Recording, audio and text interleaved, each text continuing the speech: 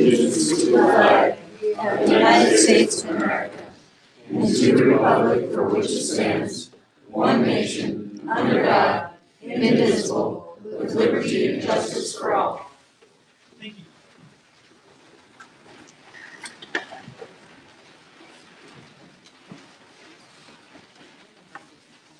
Sherry, would you call the roll, please? Mayor Nicholson. Vice Mayor Sanger. Here. Councilmember Burns. Here. Espinoza. Here. Martinez. Here. Smith. Here. Wells. Here. We have a quorum. We'll be moving on into the public hearing. This will be under public hearing A. Amending Rollins Municipal Code 15.28.090, suspension and revocation of a contractor's license. Is there anybody that wishes to speak to this issue? There's nobody running up. Okay. Moving down to B, ordinance amending Rollins Municipal Code 10.33.030, trailer parking. Because this is on our agenda, this does not fall into the 5-minute time frame.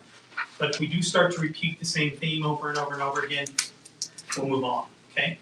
So if there's anybody who wants to comment about this, you, come on.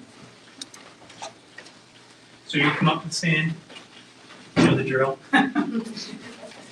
Ladies and gentlemen, honorable council members, honorable vice mayor, my name is Ramon Castillo. I've lived in this city for well over 25 years.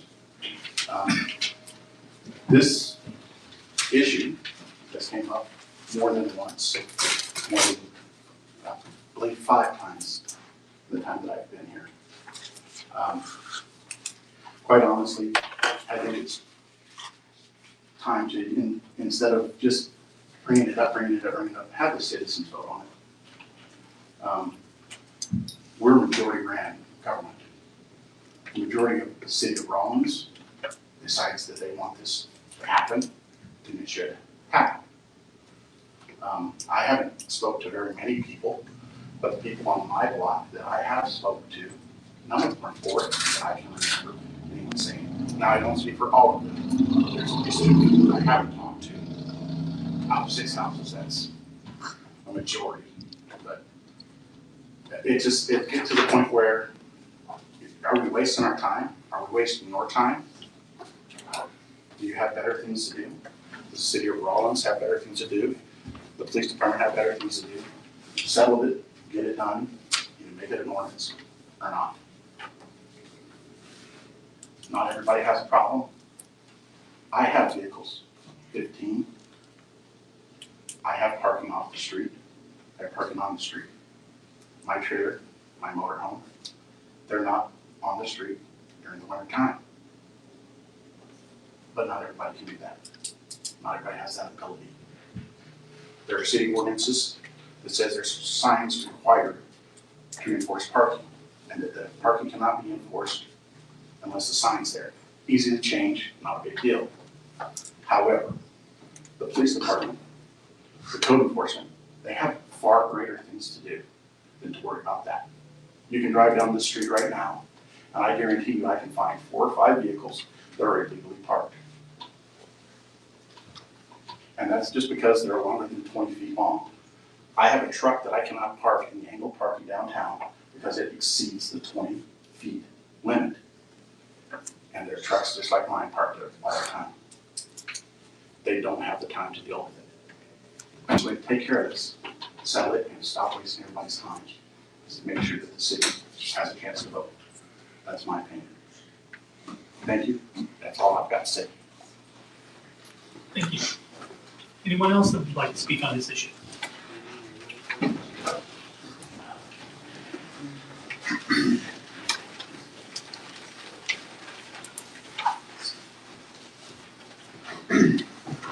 Council members, I appreciate your time for tonight. I'm here to talk about the trailer ordinance, of course. Councilman Martinez's proposal paints owners in kind of a broad brush. Not every neighborhood in Rollins, each neighborhood is unique. It has its own issues, especially when it comes to parking. Anywhere in Rollins like that. Each neighborhood rules has some characteristics and should be treated as such. Trailer owners pay for the sales tax, the trailer plates, for the right to use the roads in Wyoming. That includes all. Excuse me. What happens if the trailer is used for business? What then? You're a business owner. Your trailer is your tool. You have to park it on the street in front of your house. Now you gotta find someplace else to put it. Now, possibly, that business owner has to pay to store that trailer elsewhere. Maybe it's not at his business, maybe it's elsewhere, it's not his home, or he uses his home for business. Okay. Recently, I hired a contractor to do work in my home. The contractor was parked on the street with a trailer in front of my home while he did the work in my home. This would not be allowed during the 6-month time frame. There are ordinances in place, as Mr. Cass said, that are not being enforced. Passing more ordinances is not gonna help that. The good question to ask ourselves is, if the trailers are moved and perhaps replaced with a vehicle or something else, what then? Does that mean more ordinances? Today it's a trailer, what will be later vehicles, work vehicles. There's plenty of people in town that work for companies that provide a work vehicle. So what then? They have no place to park it at their home, they have to find someplace else to store it. It's always something else. My wife and I purchased our home because there's plenty of safe on-street parking. Many people are like us and do the responsible thing. Our trailer is parked safely for snow removal, a school bus stop, but we are being attempted to be punished anyway. Nothing against city workers, but snow removal on our ones is poor at best. Many times I've had to pull out stuck vehicles because of snow in front of my home. Half a block away is a bus stop. It makes it unsafe. The snow makes it unsafe. It's got nothing to do with trailers. It's got to do with Wyoming weather and blowing snow. My neighbors and I pitch in so we can do snow removal on our street. This is against city ordinances. So we are in violation of law by trying to keep the street safe. I drove school bus for years. I'm aware of the hazards on the street. It's not just trailers that cause the hazards. This issue came up during hunt season when a lot of trailer owners are out of town and cannot voice their opinions. So when they get back and the ordinance is passed, what do they do with their trailers then? Are they hit with the surprise that, hey, you can't park in front of your house, which you've been doing for 20, 30, 40 years or more? Thank you for your time today. Thank you. What's your name, please? Yeah, Daniel. Berkovitz, B-E-R, K-O-V, I-T-Z. Anyone else? Same issue. Just let us know who you are when you get there. Okay. See, I was prompt to respond. Robin Ridgway. I'm gonna have to read this because I'm really nervous, but I wanted to come up here, and it's the first time that I've ever come before a city council, and I've lived here since 1988. But my husband has come several times regarding this issue. He has sent a letter to each one of the council members this past couple weeks. But I wanted to, you're gonna have the husband view, you're gonna have the wife view, you're gonna have the guy view, and the female view, and I just wanted to have my say in this. So, good evening. My name is Robin Ridgway. My husband Elmer Ridgway has come before this council before addressing concerns regarding the Rawlins Municipal Code for trailer parking. I know that there are concerns on both sides of this issue, and I feel like there's an agenda to push this through, maybe not realizing the full impact that this would have on citizens within this community. For example, there are young families that have limited incomes, whether they have purchased a home here recently, daycare, car payments, etc. They camp at Seminole, Snowy Range, out south, or wherever to hunt or to recreate as a family. They pay sales tax, they pay registration fees, they pay property tax, and yes, they may have an RV payment, not realizing that they were gonna have to come up with additional storage fees for 8 months, 6 to 8 months of the year, from October to Memorial Day. The comment that has been made in the past that I've heard is if you can afford to have recreational toys, then you should be able to afford to store them. Being respectful, I think that statement is very disrespectful. You have retired people in this community that have worked here, that have lived here, and now have a limited budget, being maybe Social Security, but they have always camped. $100 a month storage fee may not seem like a lot to some people, but those who have families that are starting out, those who are retired, those that may have hours cut in this past year because of COVID, lost wages, oil field, your energy, wherever it may be, we have seen an impact for these people. And that $100 a month or that storage fee that's going to be placed upon these families is going to be, for some people, a burden. I know that some communities in Wyoming, because we travel around quite a bit, they face the same challenges and issues about the narrow streets. But what they have done in most places is they went ahead and they turned some of those streets, narrow streets, into one-way streets as options. In passing this ordinance, what proposal or option is there for the citizens within our community that have no other place to park their RV? For example, I have a wide enough street for my RV, but my garage is an old, built 1920. I have a single car driveway. And so I've got family members, kids, my kids, grandkids, that are living in those older neighborhoods that have the same issues that we're facing. And so what are their options? Where do they go? Where do they come up with that income to afford these 6 to 8 month storage fees or a driveway to park it in? I'm asking that this council please consider the undue hardship that this is going to place on some of our friends and neighbors if this municipal code is passed. And I just thank you for your time tonight. Thank you, you did well. Thank you.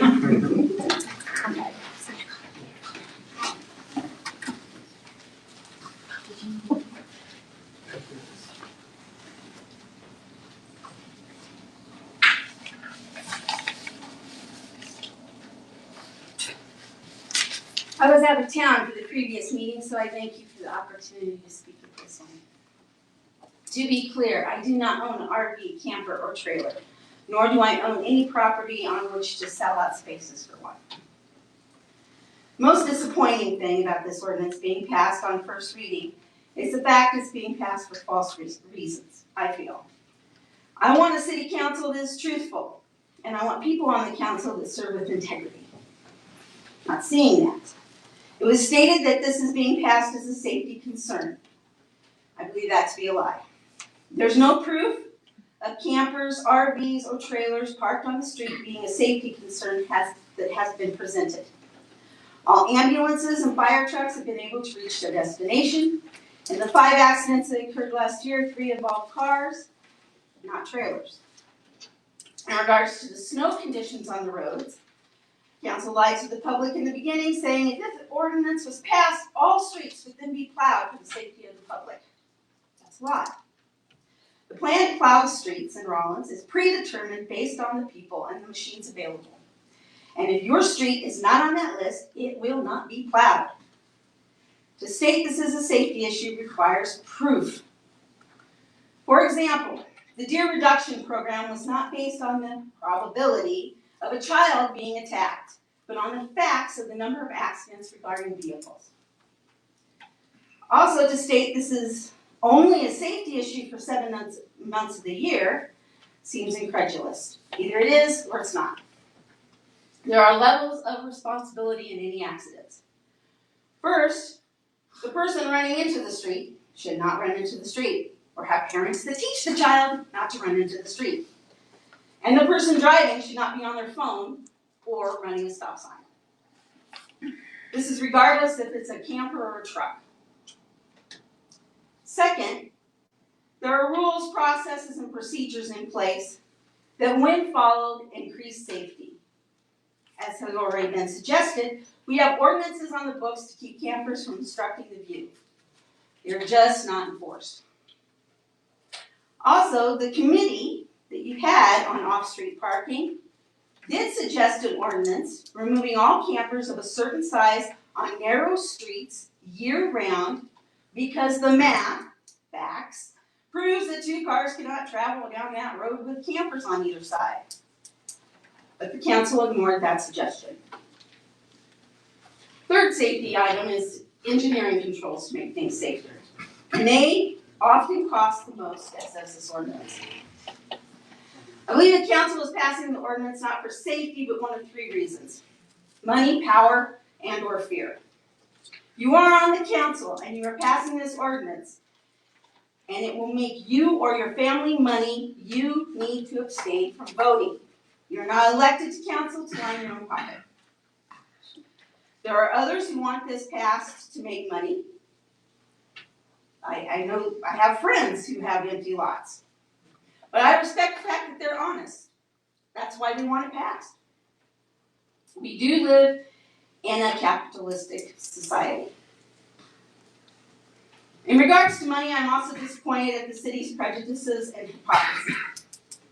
Prejudice is to prejudge someone. Now, you can prejudge someone based on their skin color, or their sexual preference, or on what they own. To judge someone who pays for their groceries on welfare but they own an iPhone is wrong. The phone could easily have been a gift. But it doesn't stop there. We then go on to judge all those on welfare and what they should and shouldn't have. Same is true to say that all those who own a camper, RV, or trailer are rich and they can afford $100 to $300 a month extra. Really? How can you judge a person's finances?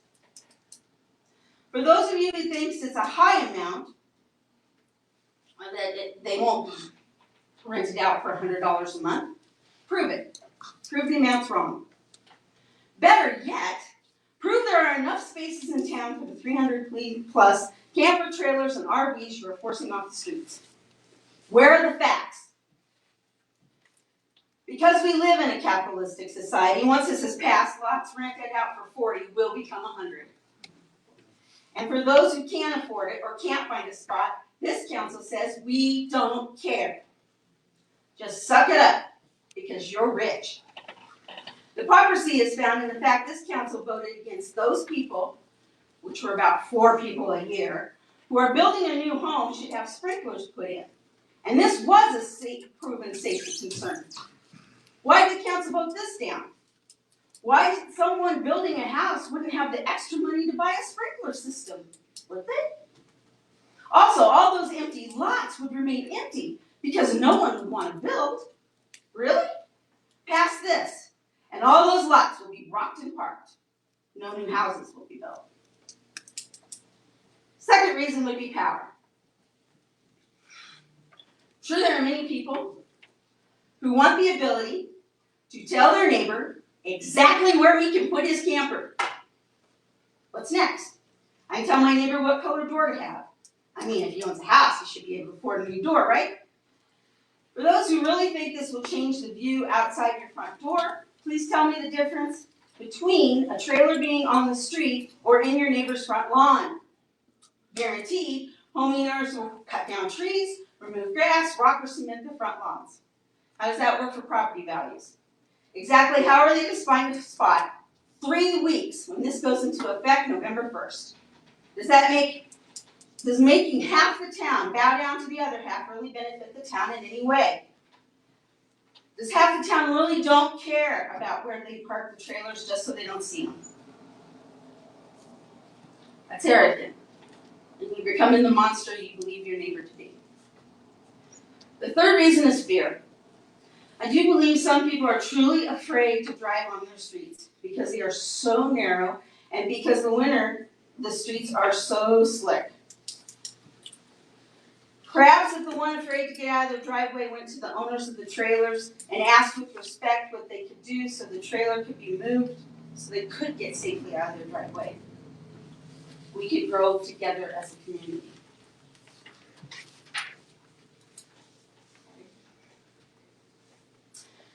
The week I wasn't in town, I was in a small town in Nebraska helping my ex-mother-in-law as she is going through chemo. Now I'm in my 50s helping her who's in her 70s, who has a neighbor in her 90s. Her and her neighbor call each other each day, every day. My mother-in-law goes over to her house daily to help her with chores, to fix her a meal, to help with blood work, put up Halloween decorations, whatever she needs. She does this for her neighbor who is of no relation and does not pay her. She does this because she's a caring neighbor. Now, while I was there, I went to pick up her mixer that weighs 100 pounds. It's an industrial-sized mixer. It's a monster. And it took two 30-year-old men quite a time to get it off the dolly into my truck. So when I brought it to her house, I told her, I can't lift this by myself. She said, don't worry, she'd call somebody. Well, before she could call anybody, two neighbors, 60 plus, came over and moved it into her kitchen. They were extremely out of breath when they were done, but they did it. Now this town isn't perfect, and they gossip like any other town over trivial things. So-and-so didn't mow their grass. So-and-so's dog's out. But when someone needs help, they are there. Now I ran for city council and realized I'm not on a ticket. Not for money or for power, but to help our town to be a friendly, caring place for all citizens.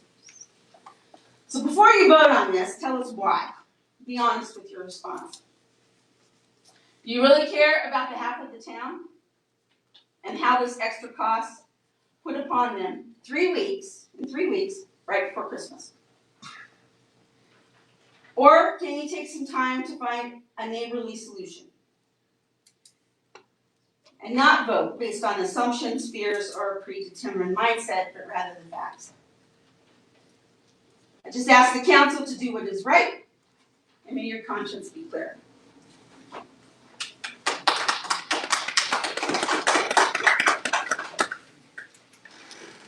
Anyone else on the same subject?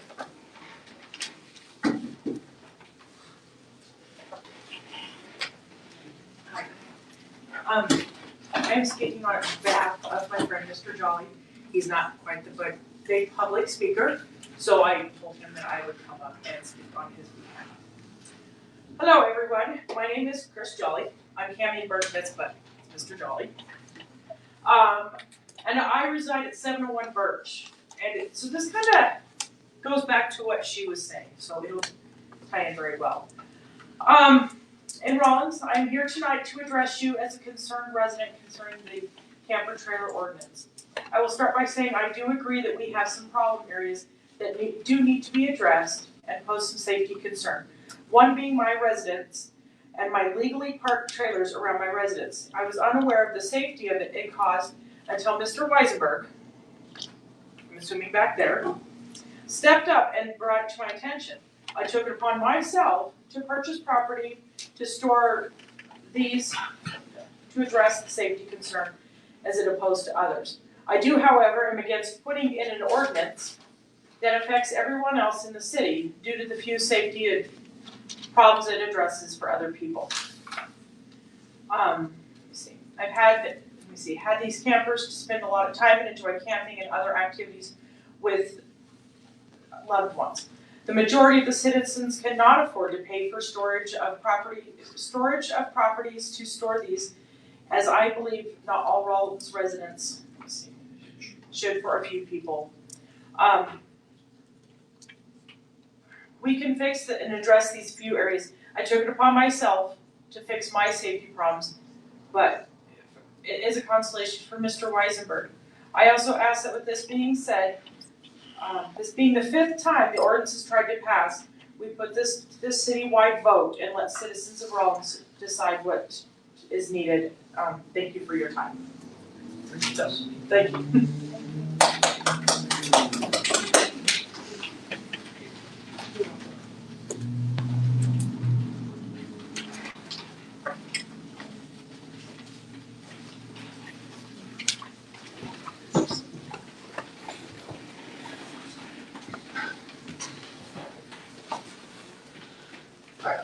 My name is Bill Sweets. Thank you for the opportunity to speak.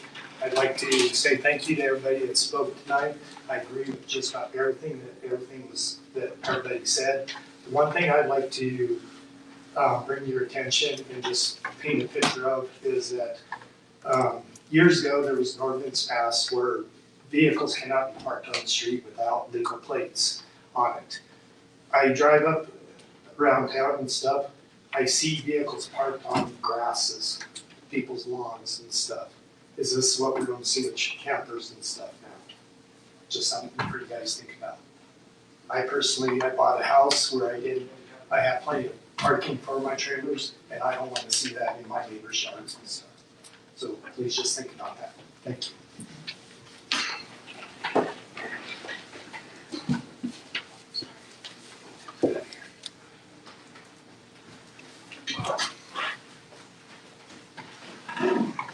My name is Kenny Waits, and my husband said we bought a house, paid a little more for the area because of the parking.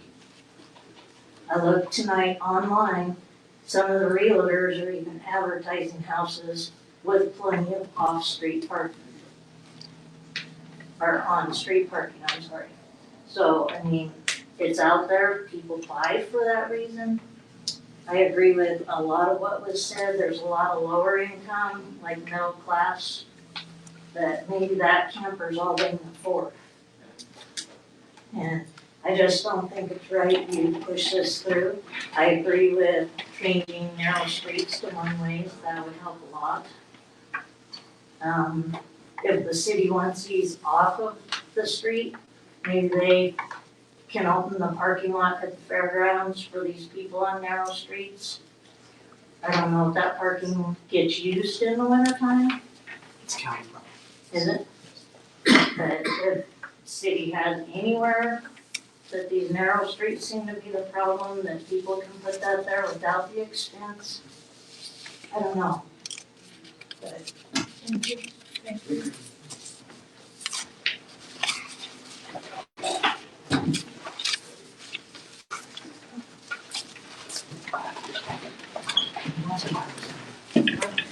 Well, there you are. Thinking you're gonna be sitting over there, Michelle. So, we'll take one more that Myra has, Myra has a list of mail that was also sent in, so we'll go through this as well. Okay, Susan Klein, good evening. I want to go more towards what's been spoken for tonight. And I appreciate living here in Rollins. I think Rollins is a very unique, Rollins is a very special community. In her uniqueness, she's recreational, she's got a lot of diversity to her, and I think that we can work this out.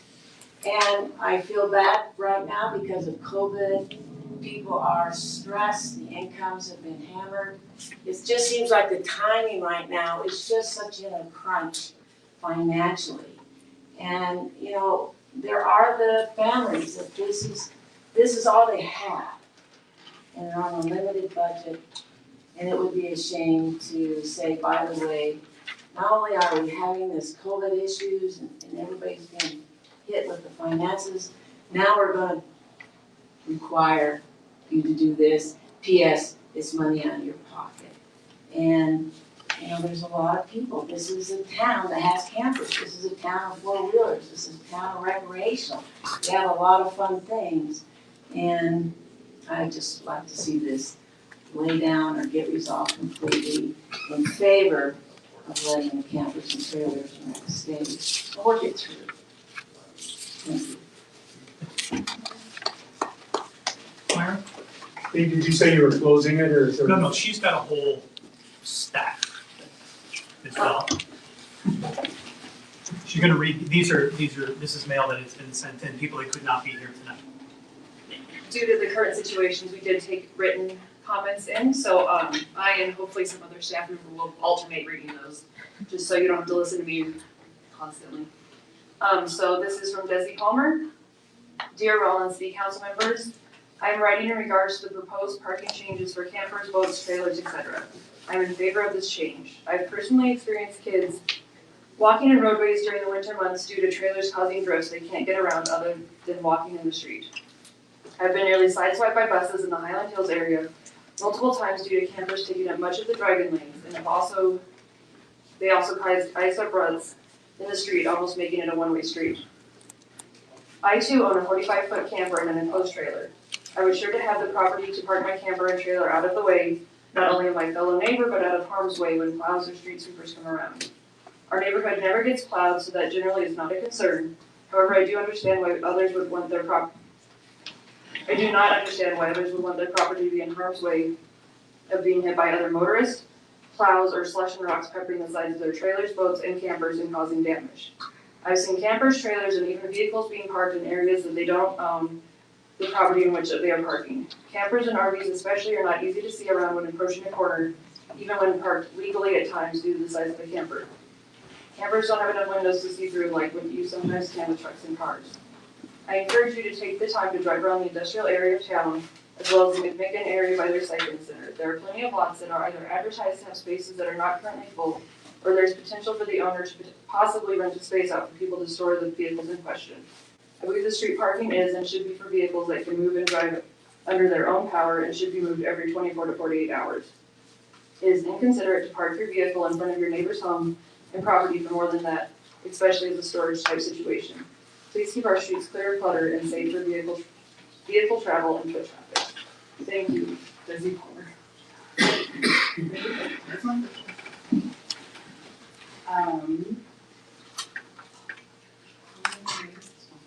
Just this version? Well, sorry, I'm just helping. The camper that is legally parked at 7th and Walnut is doing more good than harm. It's forcing people to actually slow down, stop, and double check the intersection. If the city is genuinely concerned for safety, make it a 4-way stop. 3 out of 4 people northbound on 7th come to a stop anyway. Forcing southbound traffic to stop would eliminate 90% of the accidents that occur at that intersection because nobody slows down.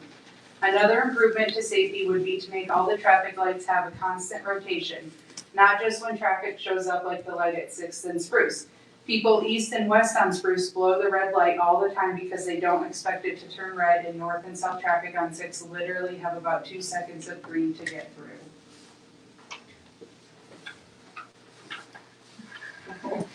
This one is from Eric McDaniel.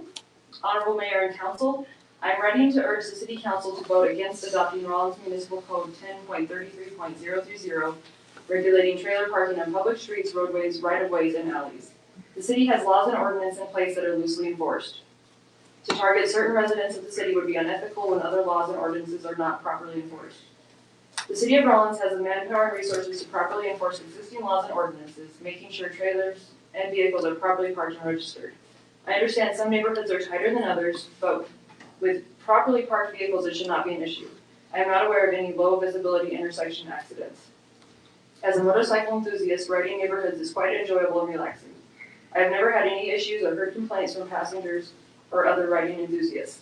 Maybe neighborhood speed limits could be reviewed before trailer ordinances are considered.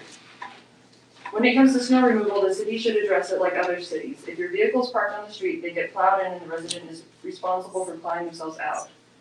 We live in an area where we are afforded many outdoor recreational opportunities. I feel this ordinance would make several have to choose between the things we love to do with their families and friends. We have enough adversity in our community that poses a problem for families to find things to enjoy together. We should not make this a burden for a family to have to choose. I've attached a small study of areas I thought might be overloaded with street parking of recreational vehicles and trailers. My findings were not nearly as bad as I thought they might be. Even if the number of trailers were doubled, trailers are not the issue on my findings. You will see that passenger vehicles are the root cause for parking. Before the city would consider a trailer ordinance, I would assume they would conduct its own formal study on street congestion due to trailer parking and present its findings to the public. Once again, please consider no for adopting Rollins Municipal Code 10.33.030, regulating trailer parking on public streets, roadways, right-of-ways, and alleys. We live in an exceptional community, and let's keep the great relationship between the elected officials and residents. Let us leave the governmental overreach for less attractive communities. Sincerely, Eric McDaniel. And then this study was conducted on 9/17 at 7:00 p.m. On 11th Street, there were 16 trucks, 6 cars, 2 trailers, 1 RV. And High Street, 29 trucks, 20 cars, 3 RVs, and 2 UTVs. On Folsom Parkway, 7 trucks, 4 cars, 4 trailers, 2 RVs. Cherry Street, 5 trucks, 3 cars, 0 trailers, 0 RVs. Walnut Street, 24 trucks, 21 cars, 7 trailers, and 0 RVs. And Inverness Boulevard, 31 trucks, 20 cars, 3 trailers, and 4 RVs.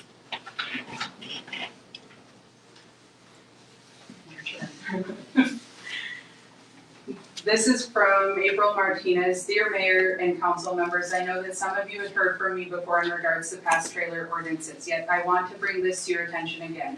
In 2006, my husband and I purchased our home based on it being a corner lot with wide streets and additional space on the property to park trailers. We currently have 4 trailers, 2 for personal and 2 for business purposes. We usually have 1 to 2 trailers on the street in the winter, but can place 3 on our property if needed. We also have 4 vehicles. 3 are large trucks, of which 2 are always parked on the street. If we are required to place the 3rd trailer on our property, we will always have 3 large trucks parked on the street. I would like to note that if I park my flatbed trailer in front of my house, it is less of a safety hazard for crossing traffic at the stop sign than any of my trucks. I understand the concerns brought to you, as I do see the narrow streets in town and the safety hazards that come from having trailers and large vehicles parked on the roads in those areas. Rather than complaining, I am offering possible solutions. 1, my first solution is creating a trailer permit. Similar to building permits, you can pay annually and receive a permit to park your trailer on the street if you meet the required conditions. Wide streets, less than X feet high, etc. This will also generate revenue for the city of Rollins and provide permits for contractors to park work trailers on a customer's property who may not have adequate off-street parking for more than 72 hours. I have mentioned many times at council meetings how this will affect contractors needing trailers at customers' homes. 2, my second solution is having different parking zones depending on concerns in that specific area, similar to our city zoning areas. I know it has been mentioned that part of this new ordinance is to help with snow removal from the streets. My streets have been plowed by the city maybe 5 times at the most in the 14 years I've lived on this street. If the ordinance goes through, should I be expecting regular snow removal? The plows will still have to navigate amongst the parked vehicles since this is not being addressed by the ordinance. Another concern I have is the amount of trailer storage available and the associated costs by the citizens for this ordinance to work. I am also concerned my neighbors parking on their lawns to save money, creating an eyesore. I've heard comments such as, if you can afford a $50,000 camper, you can afford to store it. My total cost was $17,000 for my 4 trailers, not counting the annual cost to license and insure them. Plus, with the current economic state stemming from COVID-19 pandemic, I can't afford to store these this winter. I'm sure there are many others in the same situation. I appreciate your time to consider what I've said. I will attempt to make the meeting. Please feel free to contact me with any questions. Thank you, April Martinez. This is from Tim Bjork. Dear esteemed Rollins City Council, please accept this letter as strong opposition to the proposed ordinance 10.33.030, removing all trailers from city streets for a portion of the year.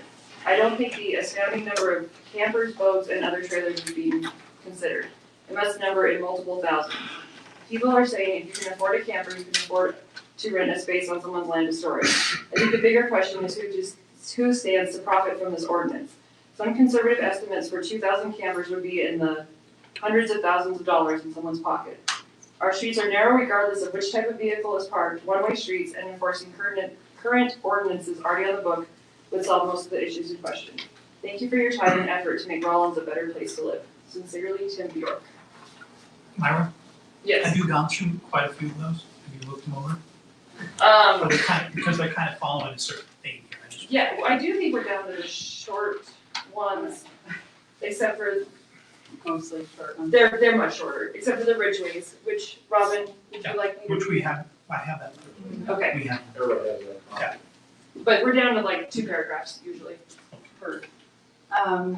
This is from LJ Gens. I'm not sure I'm saying that right, I apologize. Campers and trailers parked on the streets. Absolute driving hazard, as they block sight from corners. Oftentimes they are across the street from each other and block easy flow of traffic. Please get rid of this hazard to all. When winter comes and they cause someone to slide, it will only get worse. If the trailer is hit from this, the driver of the car should not be responsible for the hazard. There should be a time limit in the summer, 24 hours max. This is from Lee Bonnet.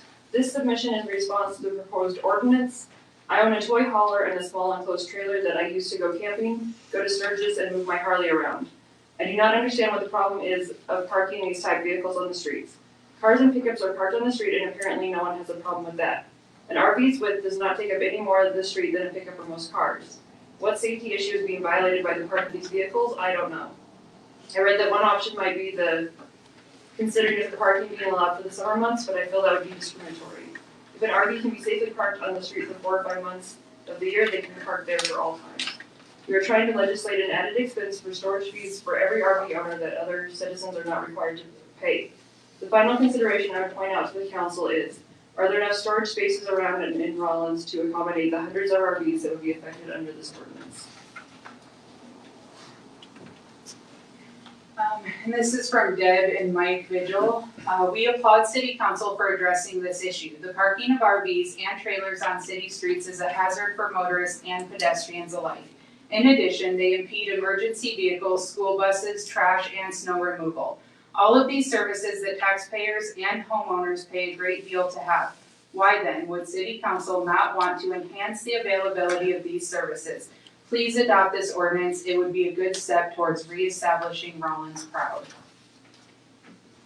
From Annette Pinman, I'm in favor of this ordinance. Let's take pride in Rollins and keep it looking nice. All the trailers parked on the streets looks terrible. Also, it has to be hard for winter snow removal. Trailers obstruct people's views while driving. Unsafe. Thank you. From John Elberkson. My name is John. I reside at 717 Bird Street. I believe any trailer or large vehicle should not be parked permanently on our city streets.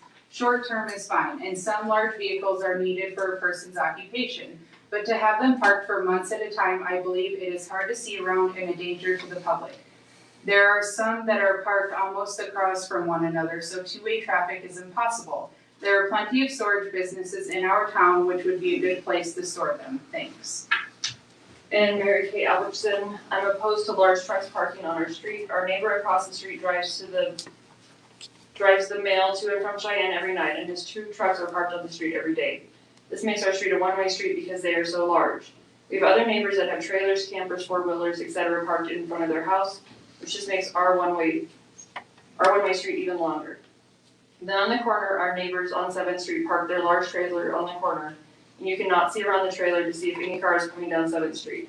You have to pull out halfway into the street to see if anyone is coming. Our street is dangerous. In the winter during school, the school buses come down our one-way street, and so cars have to pull over to let them through. Please get these large vehicles off the street. That covers them all? That is the end of the submissions we received written. Thank you. We're gonna move on. Down to C, which is a transfer of ownership retail liquor license number 87 from SL Bolzer LLC. We're not done? No. We're not done covering?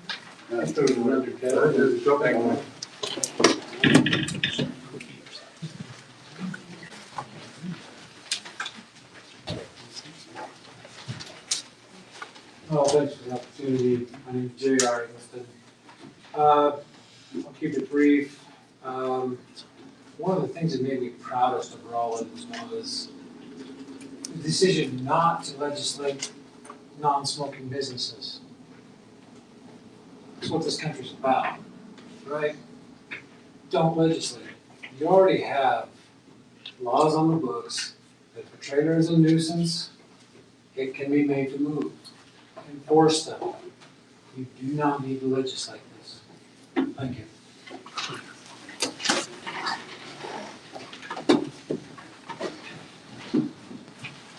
Do you have time for one? Yeah. Thank you for the opportunity. I appreciate that. would like to say a few things, a few reasons against the ordinance, the proposed ordinance. I think, and I hope you, ladies and gentlemen, consider the benefits against the cost when you do legislation. It seems to me from what I've heard being said, there's very little benefit and a lot of cost and a lot of inconvenience. Some of the cost even would be prohibitive to some of the citizens of the town. There's been a few things said about blocking the egress, and I'm not even sure why this ordinance is proposed as a result of the costs and the benefits, because there's very little benefit. They talk about the width of the street. I measured mine, and one of the streets was 30 feet long. I measured my trailer, and that was 8 feet and 1 inch. I don't know if there's a standard size, but if there is, that's probably pretty close to it. That means that 3 of those can fit across the street. If there's 2 parked on either side and 1 going down the street, we're talking about trailers, they can fit easily with 6 feet to spare. If you had a car on either side of that 30-foot wide street, you could put no more than 1 car between the 2 as well. So what have you gained by outlying the campers? You can still only have a one-way street. I don't know that there's ever been any incident of people dying because the ambulance couldn't get there in time or the fire truck couldn't get there in time. I don't know there's ever an incident when the bus couldn't get to their designated places. I don't know that there's an accident. There's probably some, well, actually my trailer's had an accident. It was because a cement truck stopped, swung around and hit it. It wasn't because the street was occluded. The other street that I have in front of me is one of the larger streets in town, probably at 36 feet across. The same conditions exist. If you have 2 cars, one on either side of the street, you don't have a lot of room for 2 cars to go down to pass each other going down the street. So again, I don't see what you've gained by passing the ordinance, but there's a lot of cost. I think as legislators, you need to be careful legislating. I know as a physical therapist, I'm a retired physical therapist, I used to think that everything could be solved by therapy. The surgeons thought that everything could be cured by surgery. City council sometimes perhaps leans too strongly about the idea that everything can be solved by legislation. National legislation prior to digital storage has resulted in the inability to store all the legislature that's passed, all the physical papers that have been passed by the national legislation.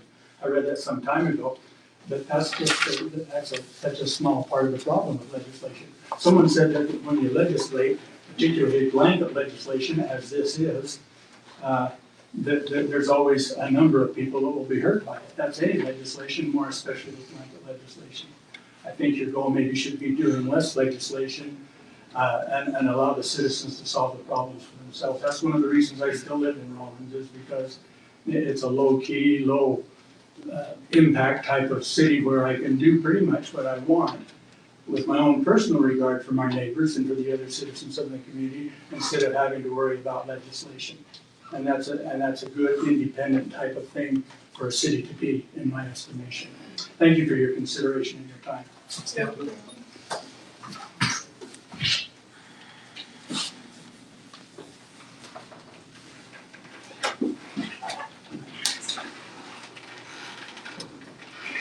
Good now? All right. So now I'll move on down to the transfer of ownership.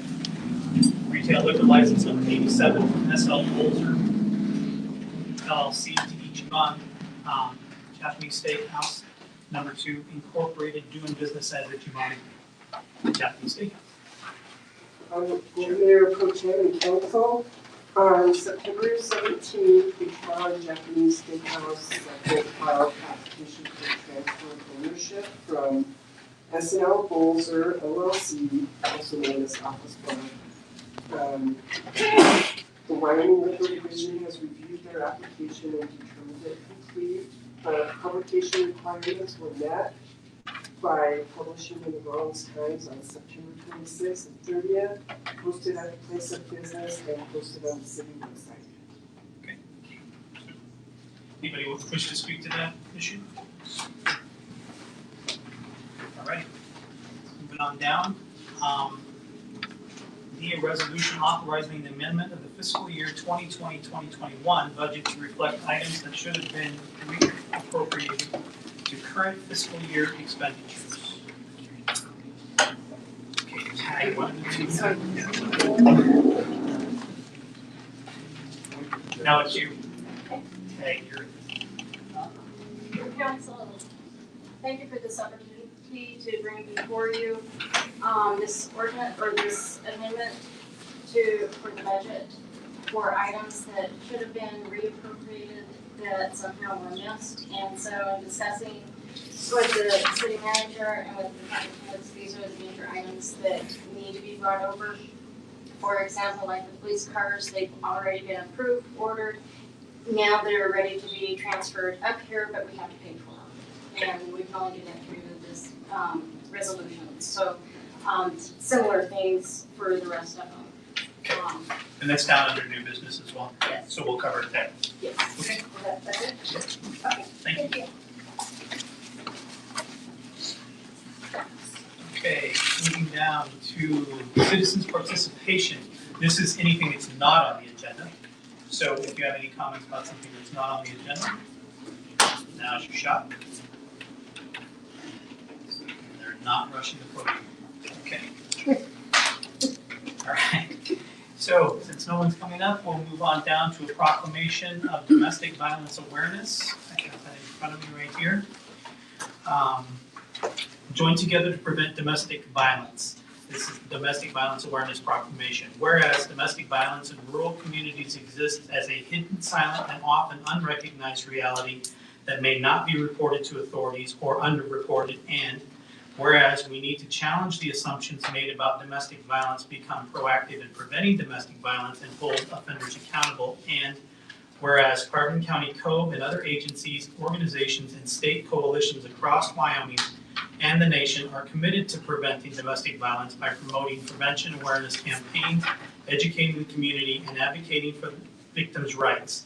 Now, therefore, I, Steve Sanger, Mayor Pro Tem of Rawlins, do hereby proclaim the month of October 2020 as Domestic Violence Awareness Month.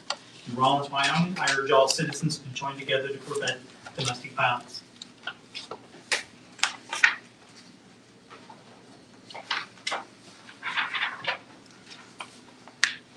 All right, moving down. We're moving down to the minutes and approval of minutes for September 15th.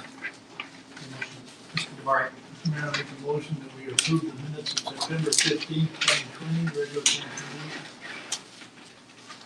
meeting. Been first and seconded. Ms. Linda. Is there any discussion about it? No, good? Okay. Clerk will open online voting.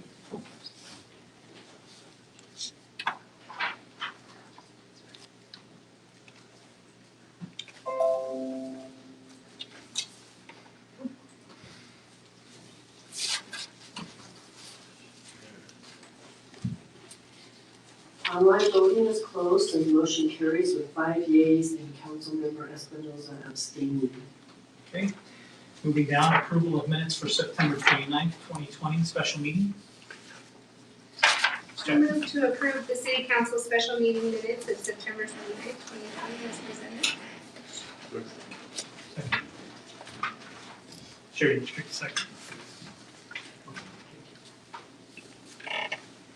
Moving second, any comments, questions? Okay. Clerk will open online voting.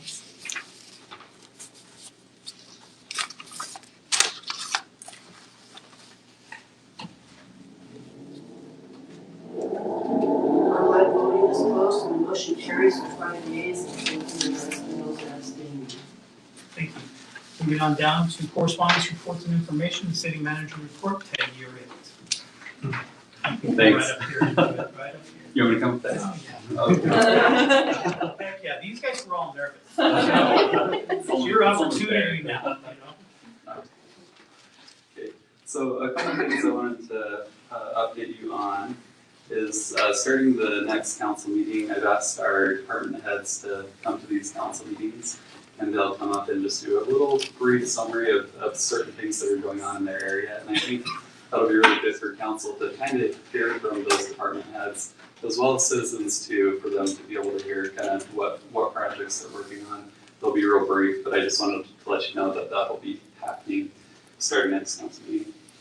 Another item, as I've been meeting with employees and listening to some of their concerns, it's really apparent to me right now that we have quite a bit of recruiting issues.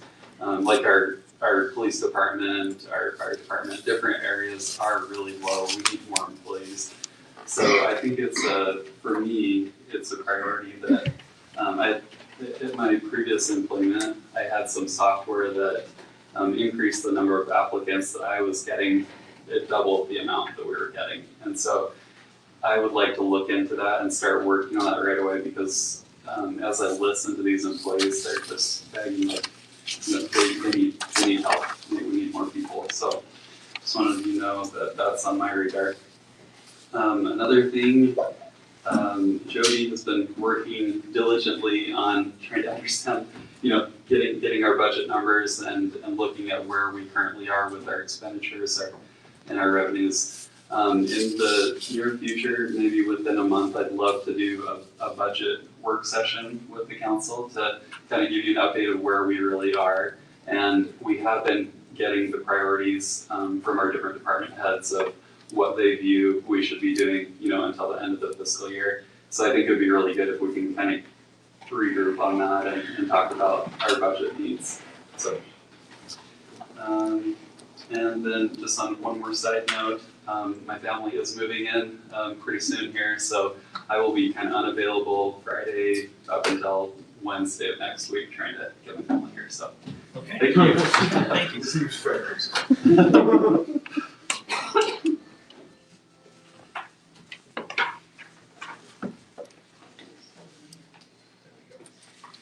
Moving down to the agenda, approval of the agenda. Ms. Jack. I move to approve the October 6, 2020 city council agenda as presented. Thank you. Been moved and seconded. Any questions? Okay. Alrighty. Clerk will open online voting.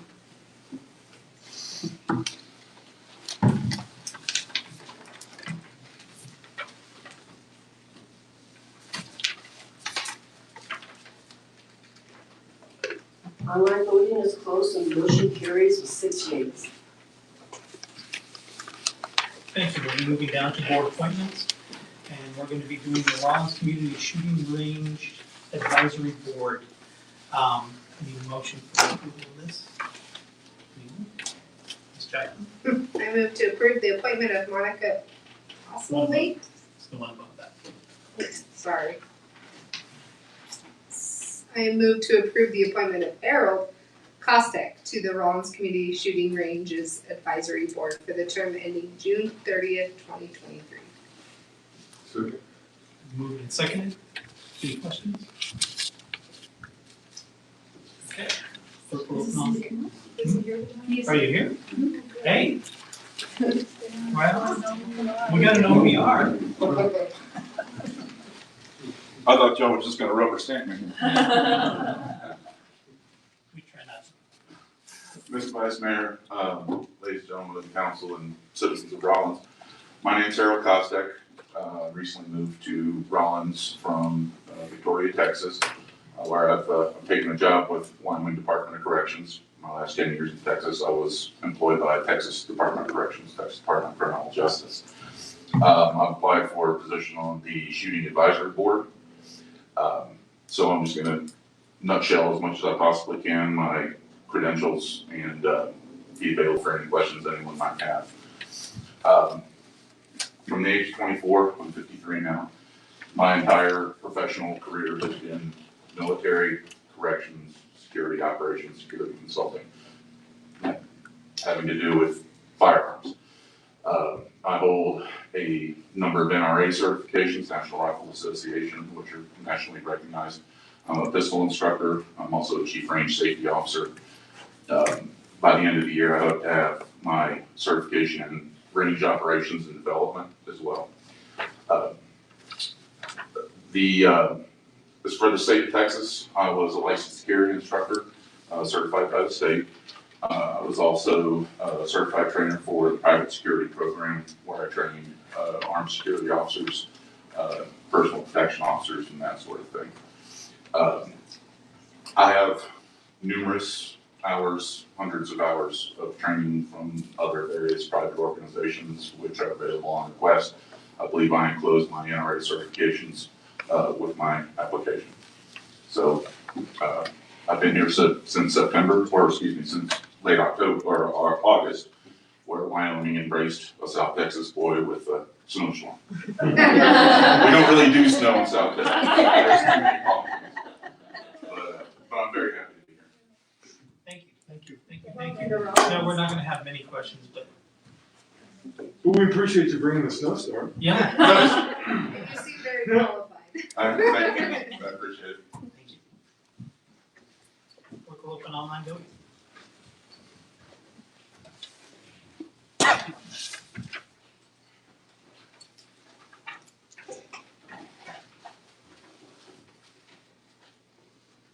Online voting is closed and the motion carries with 6 yeas.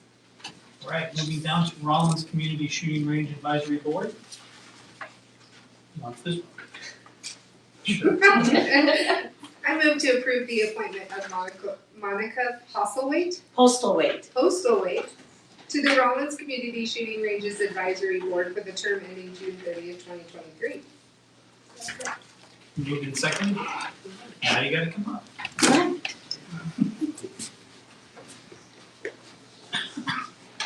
Thank you for this opportunity. My name is Monica Postlethwaite. I've been married to my husband Clint for 31 years, and we have 3 daughters and 4 grandkids. I really enjoy photography. I'm an avid motorcycle rider, and of course I love firearms, and I'm just starting to get into archery. I actually grew up shooting shotguns and rifles, but I didn't start shooting handguns until in my adult life.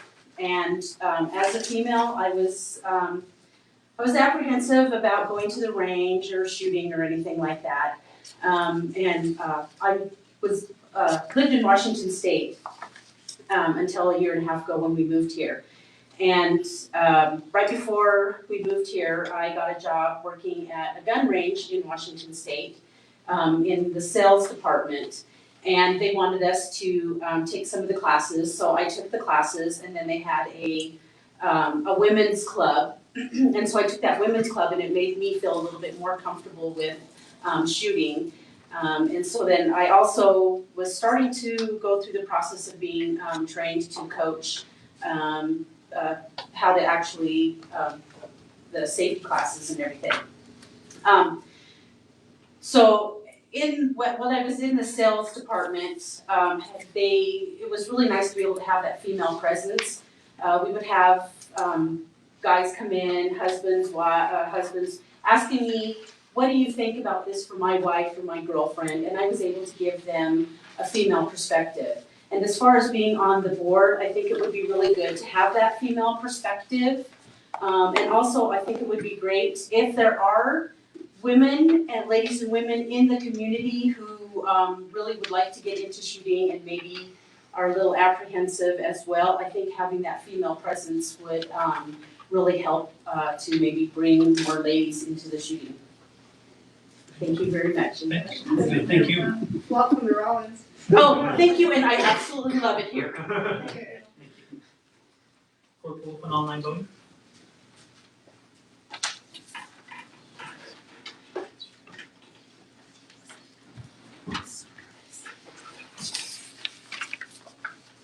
Online voting is closed and the motion carries with 6 yeas. Okay, we're moving down into unfinished business, for second reading, amending Rollins Municipal Code 15.28.090. I move to approve on second reading and waive the reading of the ordinance amending Rollins Municipal Code 15.28.090, suspension and revocation of the contractor's license as presented. Second. Moved and seconded.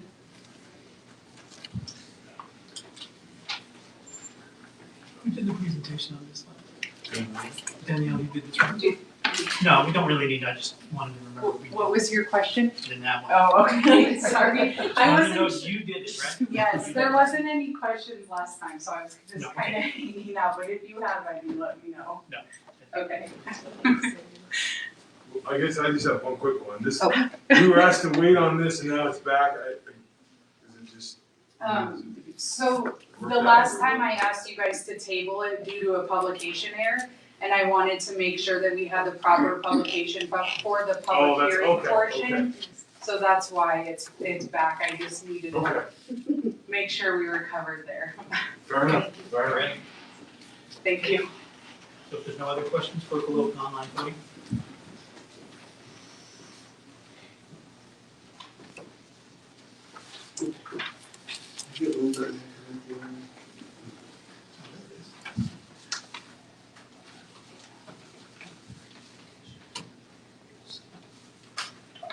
Online voting is closed and the motion carries with 6 yeas. Okay, moving on down. Second reading, Rollins Municipal Code 10.33.030 trailer parking. DeVry? Mr. Mayor, I make a motion that we approve on second reading, and waive the reading of the ordinance amending Rollins Municipal Code 10.33.030 trailer parking. Second. It's been moved and seconded. Is there any discussion? Yeah, I've got a question. So I thought originally the idea was this would not implement this year, but I'm getting the impression that we do want it implemented this year. As soon as you pass it. If you, So the only way to get this to go out to next year would be to amend it to make it effective next year. correct. Or do a moratorium for 60 to 90 days. 'Cause I have a real problem passing it tonight on second reading. Possibly if it passes next time, we're putting people in a bind. I agree. I will not support passing this if it's gonna go in this year. I really feel that it really belongs in the public arena to vote on, that's my opinion. The second opinion I have is that we can't just pass something that's gonna impact people's lives tonight or next time and have it be retrofitted back to a certain date, so we have to fix that problem too. That's just my opinion. I agree. I also, there was discussion about postponing this reading until the next meeting because the mayor wasn't gonna be able to be here. I mean, I'm comfortable with that, and then that we could open up another 2 weeks of public comment. Is there disagreement to allow that to postpone until he can be a part of this? And I don't have a problem about postponing it. This has been going on for quite a while. I think it was last time I received 9 calls, both of them from the north side of town. In the ward that I represent, it's not really a big problem because it's the older part of town and most of them have larger pieces of property. But having said that, we as a council need to make a decision one way or the other. Are we going to accept this type of an ordinance or we're not? Once we vote on it, then it's over with. And I think I did my job. When these folks call me, and even tonight, I had 5 calls tonight talking to me in support of it. I have a responsibility as a council member to address this and to bring it before this council. It's the council's decision. It's not gonna make me or break me. I don't have a camping trailer. I don't have a property to rent. I don't have any of those things. I'm doing it because I have citizens out there that strongly feel the opposite of some of the folks here talked about. And so I don't know if postponing it's gonna help. I would like to get it solved.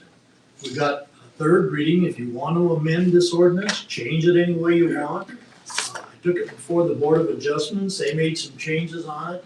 I said they could keep a trailer on the street 4 hours. They jumped up and said, no, how about 3 days? That's fine if it takes you to load your trailer 3 days. I have family members that hunt and camp and And I'm sure that they're appreciating the 3 days of loading it. So anyway, I would like, my take is let's pass it on second reading, bring it back on third reading, or even tonight, if you wanna make some amendments to do something, go for it. And then see if you got the votes to do it. But that's the way we Well, work, my that's the way question- the system works. You can amend. You can amend it anytime you want. You know? Okay, so that's how, okay, so, And Councilman Durst, would you like to move to postpone? yes, I think I would. Okay, you have to make a motion to that Okay, effect. so, I think I know how to do this. So, I move to postpone second reading and waive the reading of the ordinance amending Rollins Municipal Code 10.33.030. To postpone it until the next meeting for second reading. Second that motion. Oh, point of order, I don't understand that. The motion was already on the floor to pass it on second reading. He can amend the motion. He can amend it, but he didn't amend it. He said, I wanna make a motion. He's gotta make a motion to amend. Okay, I apologize, I understand what you're saying. That's So I move to amend the original motion to postpone second reading until the next meeting and waive the reading of the ordinance amending Rollins Municipal Code 10.33.030. It's been moved in second. Okay. Can I ask that we have staff look into, somebody in one of the letters mentioned a procedure where you could get a, The permit? yes, that. Yeah, That that was is- April Martinez's Yes. letter. It said to do a permit for trailers. Can we look into what that would look like, Danielle? That's what Casper does. In order for you to store your trailer on the street, you have to have the approval of the person across the street from you, the person next to them, the person next to them, your next door neighbor, and the next door neighbor on the other side of you. And then you pay for a permit. I can look into it. That's, Thank you. that's how they do Apparently Casper does it. Okay, it. yeah. Yeah, they have that. Mr. Lewis? Like Castaneda, how do you say your name again? Castaneda. You said it's been about 5 times this has came up, and I've been on the council probably those 5 times. And I'd probably be against it again. So what I could more or less say is that it'd be nice and respectful as for the community if we, as a city, could just say, hey, October 31st, you guys, hey, take them somewhere, or park them somewhere, and that'd be nice without having to pass an ordinance. And there's some people that would abuse it, but then there's other ordinances that, as they had mentioned, that could be brought up to take care of that problem. And I have seen some of those camper trailers where the snow has just drifted, and then especially this last winter, driving through the ruts that they allow, the ice ruts. So that when you go past that camper trailer, it kind of kicks you out there into the middle of the street. Then people should be considerate and say it's time to move this trailer. There's snow blowing up on the sidewalk where the kids can't walk that sidewalk. There's a requirement that they need to keep their snow plowed off the sidewalks. That might be something to take a look at. But I would probably be against this ordinance, and I would probably go with the direction of the committee that we had to take a look at this. And we would lean toward them. We have an amendment on the floor. Clerk will open online voting.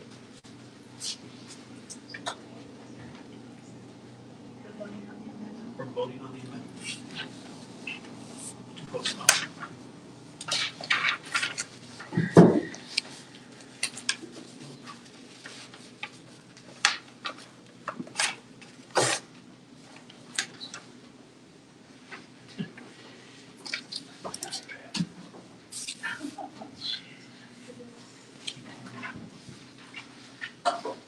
Online voting is closed and motion carries with 5 yeas and Councilmember Martinez 4 nays. All right, moving on. Fee waiver or reduction for 319 East Pine Street. Platteville, Danielle?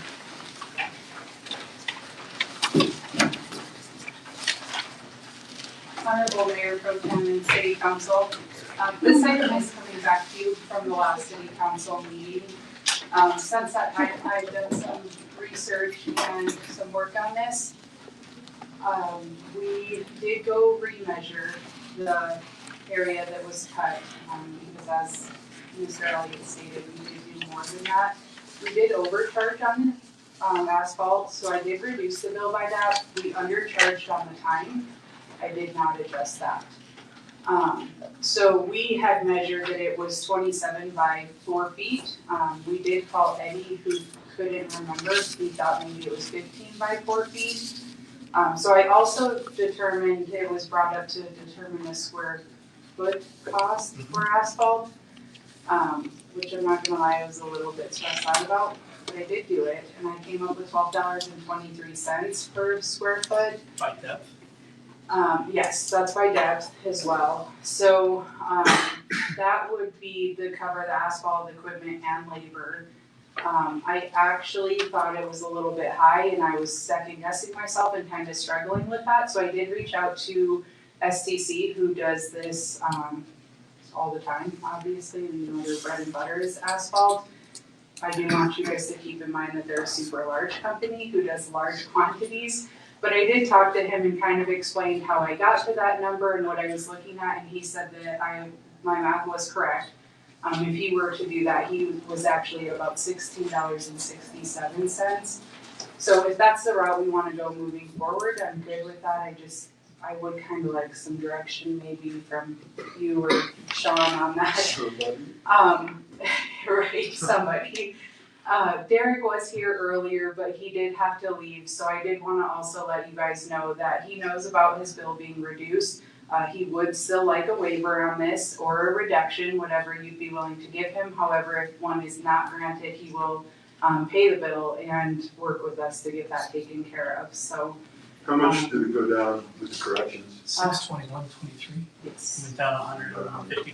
Yeah, and I did figure it out, if I had charged per square foot, it was actually, it would have been $30 less than what we had originally billed him. So he did get, you know, what I would view as a savings if we go with the square foot cost in the future.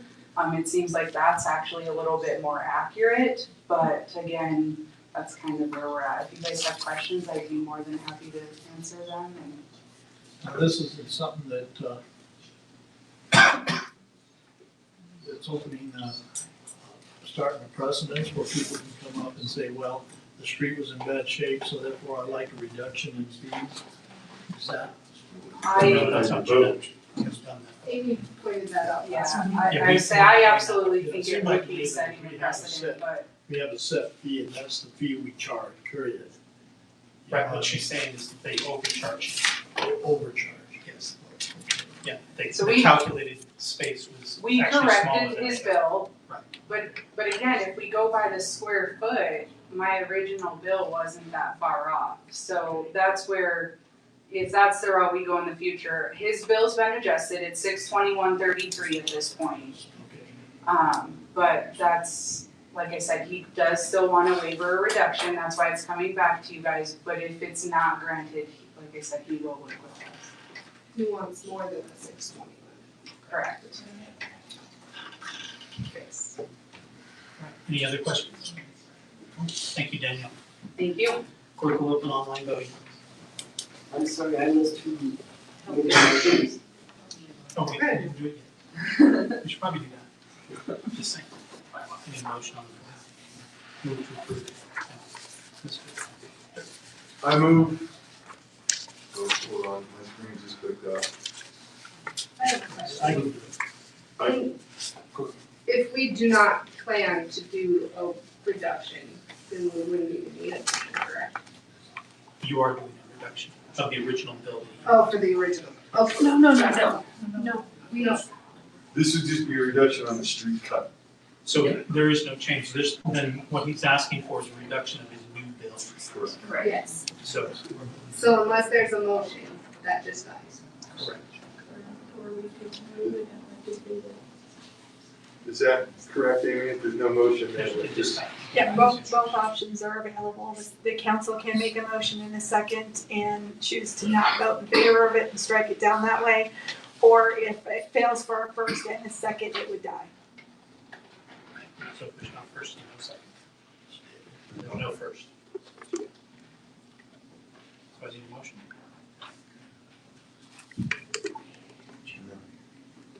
Okay, since there's no motion on the floor, moving on to new business. Approval of the payroll. Line. I move to approve the August 30, 2020 through September 12, 2020 payroll register for $249,322.25. Second. It's been moved and seconded.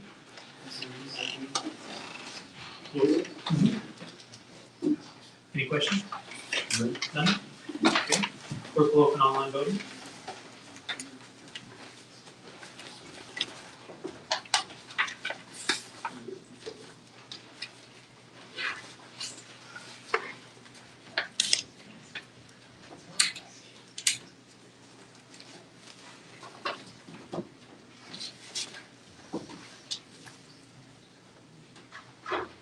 Online voting is closed and motion carries with 6 yeas. Okay. Moving on to approval of payroll for 9/13/2020 through 9/26/2020. Any motion? Oh, sorry. Not yet. I move to approve the September 13th through September 26th, 2020 payroll register of $226,218.66. Second. Been moved and seconded. Any questions? No questions? Clerk will open online voting.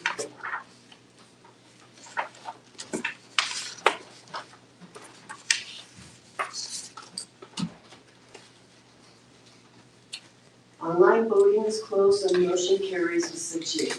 Okay, we'll be moving down to approval of accounts payable. Ms. Linda? I move to approve the accounts payable register for the period of September 12th, 2020 to October 1st, 2020 in the amount of $499,241.22. It's been moved and seconded. Any questions? No? Okay, clerk will open online voting.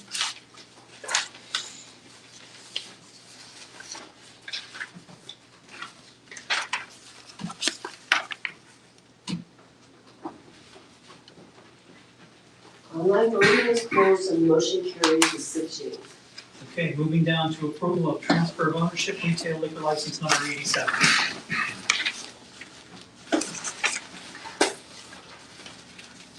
Mr. Durst.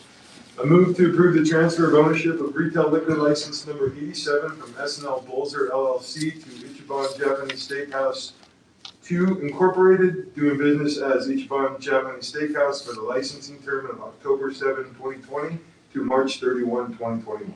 Second. Moved and seconded. Any questions? What's the address of this? The The old office. office bar. The old office bar? On Spruce Road, West Spruce. Thank you. No questions? Clerk will open online voting. Thank you.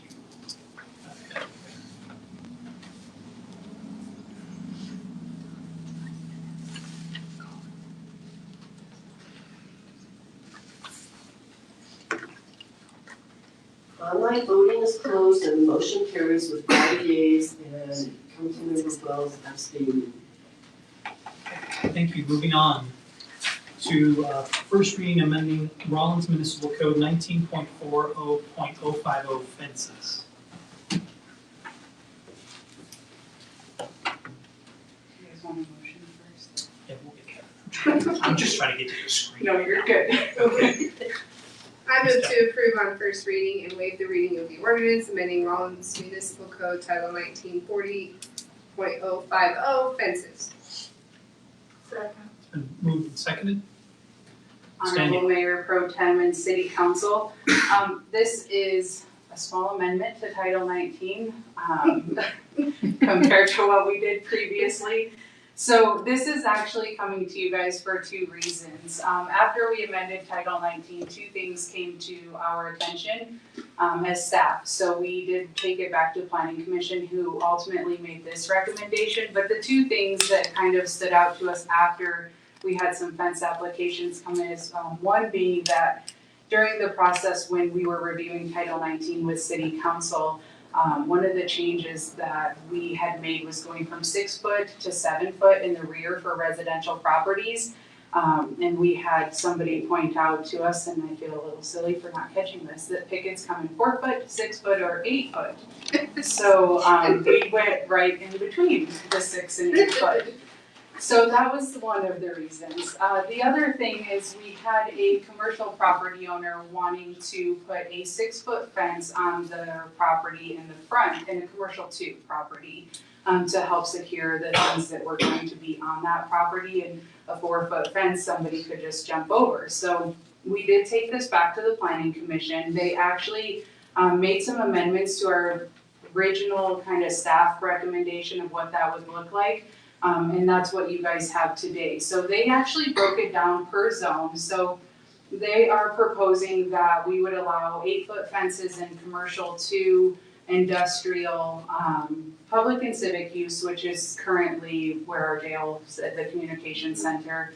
But that in commercial 1, which is mostly our downtown area, they would stay the same, 4 foot in the front, which I don't know if there's a whole lot of room for that, but we definitely don't want people driving downtown with 8 foot fences. And then they did end up ultimately leaving the residential at 7 feet because they did feel that that was high enough and they weren't comfortable going to the 8 foot. So this is coming to you guys again from Planning Commission. On their recommendation, it is first reading. We will have a public hearing if it passes at second. If you guys have any questions, I will try to answer them. Just a comment, I don't think I've ever seen an 8 foot picket. I've seen 4 and 6. They come in 8 foot, I've but seen yeah. an 8 foot board, yeah, but I've never seen an 8 Not a foot picket. fence. Or Not a the- fence picket. I don't, Just an observation. I guess Bilberry sells them. I've You been mean told. RP? RP, yes. That's my plug. Right. It's gonna be Bilberry to me for a long time, I gotta get used to it. All right. I don't have any questions. I think that they're good changes, yeah. Right, that's it. Okay, Okay. We'll open online voting. Thank Thanks, you. Danielle.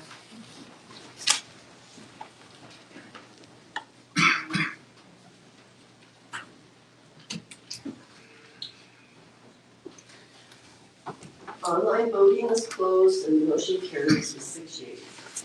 All right, moving down, ordinance, first reading, moving on, I've done that. Let's go to the next one.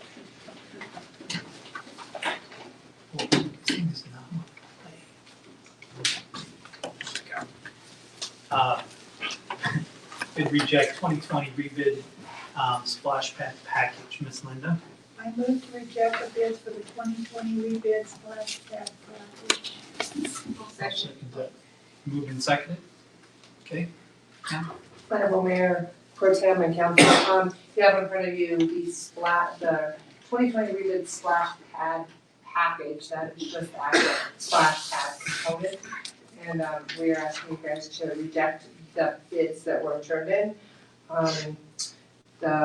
We reviewed them and the current bids did not either meet the statutory requirements or the bids exceeded the estimates for this component of the splash pad at Depot Park. Okay. And this is the only part we will go back out for final bids. Just this part. Okay. Any questions? Which part was this? This is actually the splash pad. Oh, The actual pad. The actual pad. Okay. There's no questions, clerk will open online voting.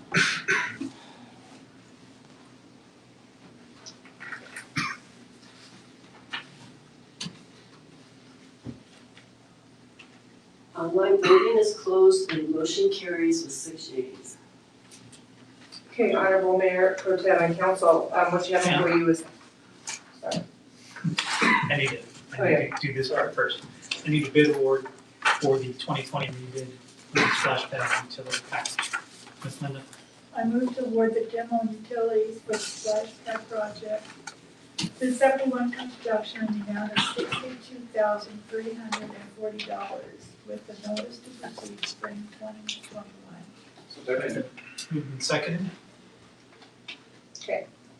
Sorry, Honorable Mayor Pro Tem and Council, I'm in front of you on item G, you have awarding, and it's just pretty straightforward, we're really excited that we have a local contractor that will be doing the work for us. Outstanding.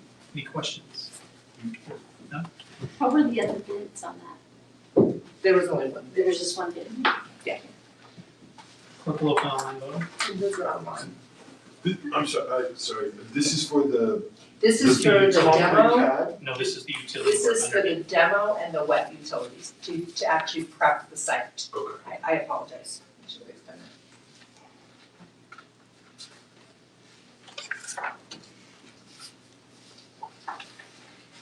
that. Online voting is closed and motion carries with 6 yeas. Okay, moving on. Bid award 2020 rebid splash pad restoration package. Ms. Linda? Move to award the 2020 splash pad restoration bid to Naturescapes in the amount of $14,500 with the notice to proceed spring of 2021. Second. Moved and seconded. Any questions? Ms. Pam?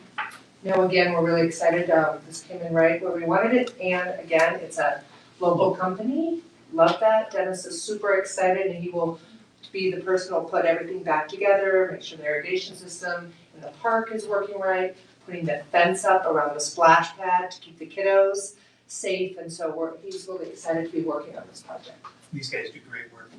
I've seen a bunch of their projects. They do Yes, good stuff. and he was the only, just to let, it's online, but he is the only bid also. Terry? I just have one question. So we're gonna bid out the splash pad utilities to put those in, and we're gonna accept that bid. We're gonna accept the bid for landscaping and whatnot once it's put in, but we don't have a solid bid on the splash pad. Are we sure we're gonna get one that's acceptable? And if not, are we just gonna have a mud hole, or what's the deal there? So we are working with the contractors, we're really close. Terry, there were just some legal issues that came up where we could not accept the bids, so.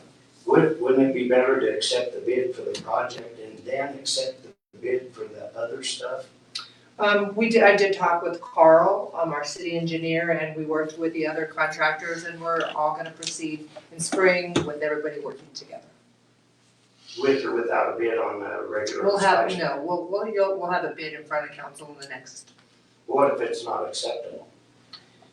Are we putting a horse in front of behind the cart, or what are we doing?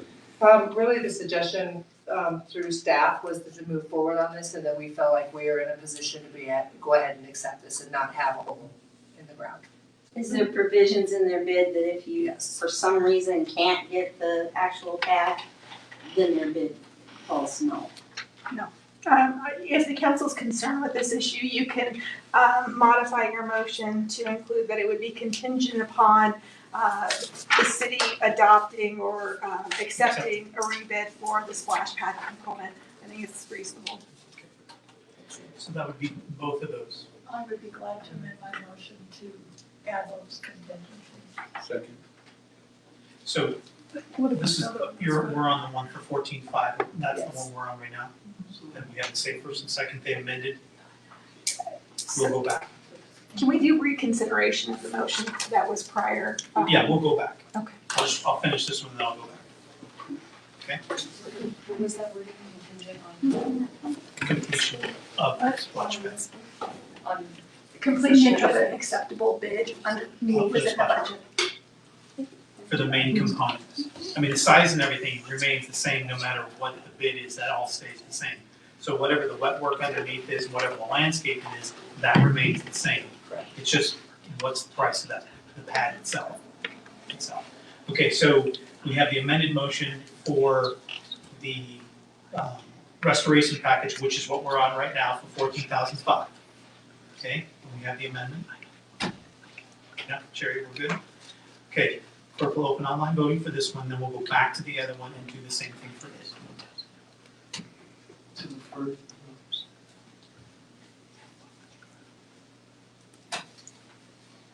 So we're moving back up to the rebid of the splash pad utility package with the amendment. So I would just ask that the first and second on that, request reconsideration of that and amend the motion, to reflect, the contingency. So move. We're not done with the motion. I have a question, I just have a language question. So this says, it has the motion move to award, and then it says contingent on an acceptable bid for the main component. Is that language? I would like it to, I'm sorry, Amy. So what, Acceptable bid for the main splash pad or something with that? I would put splash pad package, that's how we're naming that. That's what it says. I believe the question is, that the concern is that the project as a whole has allocated funds, and the question is, we wanna make sure before we begin construction or enter into a contractual agreement that we have all the components within that budget. And if not, then it needs to come back to council, and council needs to make those. Correct, and I agree with that. Right. But I just wanna make sure, because on the actual motion itself, it says contingent on an acceptable bid for the main component. So my question is that language gonna be acceptable, or should we, because I think we should probably call it what it is. Is that- The splash pad package. Yes, That's what. because that's what we're gonna. So is that, I mean, I'm okay to vote on this if we can, I just don't know if we need to correct that language. I believe that would be that would be reasonable to correct the language. So it's called splash pad package. Sorry, did you catch that? Yep. Okay. So what do I do here now? Do I just, I think I need to, because I made the motion, to reconsider the motion. Which one do you? well, we haven't done that part yet. We need to move back to F, is that correct? We're still What? on H. Yeah, We still just on finished H still, okay. Did you change the language? No, I didn't. Which one are we doing? So I'm just, because I've got, do I just vote yes and then we'll come back and then we vote again? It says it on here, I don't Okay, know we're why. gonna clarify, so we are right now, hold on, we're gonna clarify. We're on the rebid of the splash pad restoration package, all you're changing is the last part of it contingent upon the rebid of the splash pad package. That should be the last part of that thing. And so it's important to note for the bidders and the council and the citizens, the intent behind this is that we will not execute a contract until we have that final approval before you. Right. So, it may be approved tonight, but that does not mean we're going to. Because the wording was amended, you have to click yes. So if you read the bottom of it, it says contingent on acceptable bid for the splash pad package. And we're just voting on that word again. Okay, we're gonna move back up to G, the bid award 2020 rebid splash pad utilities package, which we are also adding that same language to the end of that. Who made the motion in the second? DeVary's vote hasn't come through yet, so we don't have. Okay, so online voting is closed and the motion carries with 6 yeas. And Smith and Espinoza. For the, on that. And I would move to include that, or make a motion to include that language. She is amending to include the same language to be as part of the rebid pad utilities package. The end of it will also include the splash pad package. Specifically reconsideration.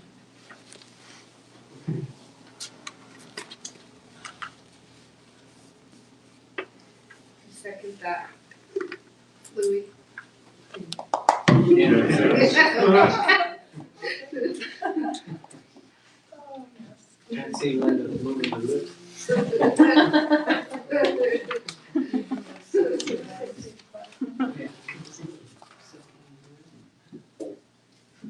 We forgot exactly the wording. It's the same as the wording before.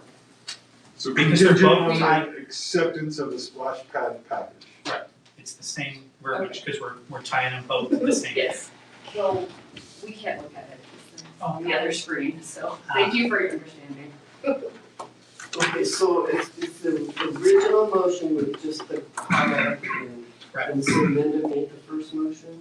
Yeah, and Louis second. The motion to Same, the same people did both of those motions. Okay. It was painful. I think it said my name. There we go.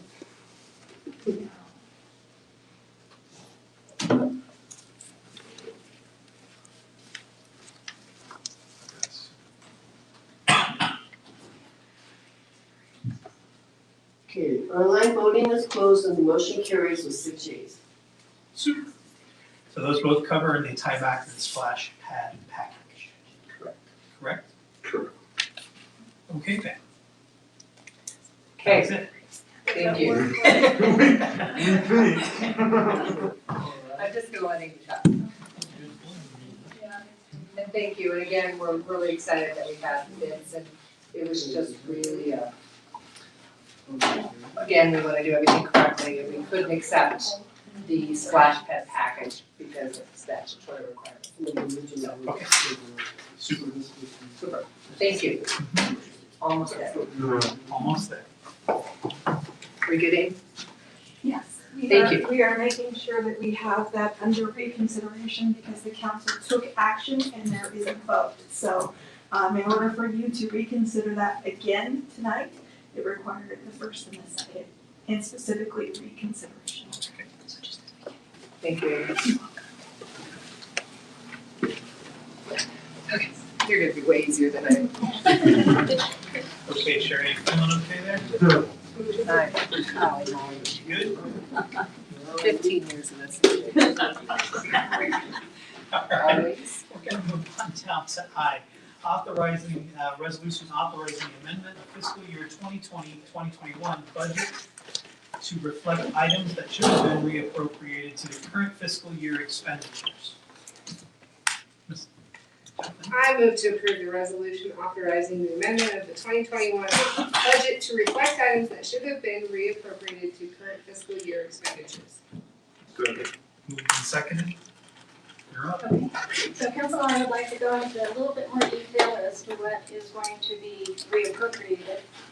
The city manager would like to add $3,000 to this current year's budget for project management software, and that's called Focus and Execute software.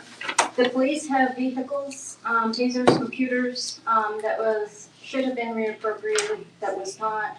They also have 9/11 enhancements for priority dispatch, for emergency dispatch for fire and police. And they have a Spillman GEO validation Motorola Flex package that they also need to have funding for in this current year. And all of their items come to a total of $294,750. And then under HR, we'd like to start a employee recognition program or employee appreciation program for $5,000. That would be a new line item. And this is to recognize the employees' hard work, and such work is important for retention and attracting of new employees. And so we would like to add that into the current year, and that would be new. And then we are also considering a cell phone stipend for those that have to carry 2 phones, and reduce it to just carrying 1, and they get a stipend for the business portion that they would be using their personal phones for. And so we, taking a wild guess, it would be 3,000. I would assume that's on the high side, but this would be the first year for it, and for the 2022, the next cycle would be more accurate, and we would pinpoint it at that point. So that's also a new thing we would like to do. So we're limiting one of the phones that they carry. The business one that they have to carry now. So they carry their personal and the business.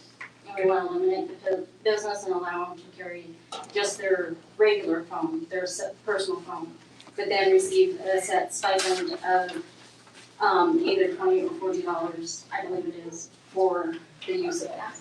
To help them cover if it goes over and start. And I just want the council and staff to be aware that if it is used for city work, it is subject to Public Records Act in their information, so I don't want there to be any misconception. I'm moving this way.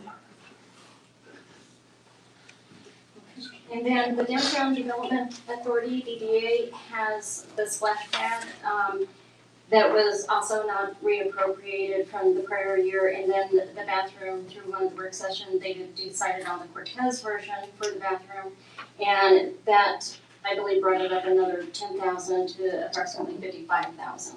And so, those come to a total of 135,000 that we would reappropriate for the current year.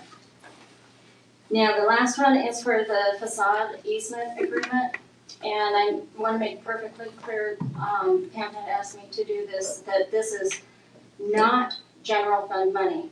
It comes from private funding by the property owners. However, the money resides in a city bank account and still needs to be reappropriated for the current year. So we would reappropriate it, but it's not using any general fund money.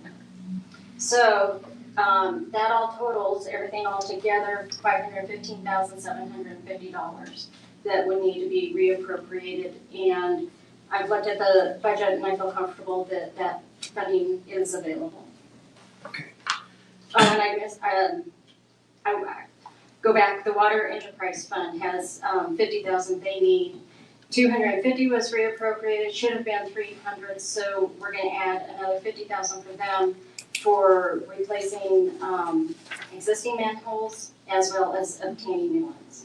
So that is included in the total package. All right, before we go too much further, I'm gonna back up to what you just said. That means their personal phone is now subject. Correct. I'm not sure that's a good idea.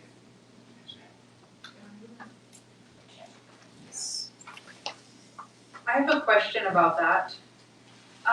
So most of our employees currently are using their personal cell phone for work-related matters. So in this case, I'm gonna pick on really streets or utilities would be a fine example. Those employees have the on-call phone that they use to, when their week is here, I guess, to be on call, but otherwise, they're using their personal phone. So are they not already subject to that requirement because they've been using it? So I don't believe that it's going to be a change for those employees. As long as they have the knowledge, we just want to be transparent. Tag, you're it. Do you have like a They need to know release that they would sign? They're gonna need to release this, okay? They're gonna need to know. Right. Is that something, can they choose? I mean, can we just say you have the choice to either get it this and here's your options, or use your own? Right now, we're eliminating that option. We're eliminating the secondary. They can't use their. No, you're just eliminating the option of the second. Well, but what if an employee says, I don't wanna do that? That's where we're gonna have a problem. So we probably should think about this before we do that part. We could hold off on this one. Okay, we should probably do that, because, I mean, they're gonna have to consent to that, their phone is now municipal property. Or what they were using their phone for is now municipal property, that means it's searchable. Right. So we should probably back that one out. Okay. We all I understand. gotta support that thought. Okay, so the total then changes to $510,750. That would Let me change try that again. would be $502, is that right? And 502,000? 512. 512, there we go. We can leave it budgeted for the cell phones and then talk about that more though, right? 'Cause if we do end up going back now, we're gonna have to come right back to this again. We can't, yeah, yes. And I did. I mean, if you budget it and then you don't do it, Yeah, is that a problem? The money's still in the general fund, it's just not appropriated to that line item. You can do that at any time. So I would say let's leave it appropriated and then if we choose not to, so be it. It's not appropriated. It's- Right now, so it's not appropriate, right, and that's what you're asking? Asking for it to be This appropriate, would but do that, yeah. Right. But I also want to clarify that, I made it very clear that these are estimated amounts. Mhm. And that if it is not used, it collapses back at the end of the year into the general fund. Okay. And, yeah, so So before we implement, you need that. They need to know. Every one of them needs to know that. on the phone, Yes. yes. We can put this as a line item because it doesn't exist at this particular point, and it will just roll back in. Yes. But, so, we want them to know. Okay, so we should approve it at the total that is there now, Okay, not 512. so do you like? Yeah, leave the line item there, but before they have the opportunity, they need to know Okay. what that entails. Just a little bit more information, I guess it's pretty black and white, if you do or you don't. Right. I don't want to put them into jeopardy. Form 15, 550. Okay. So we're missing.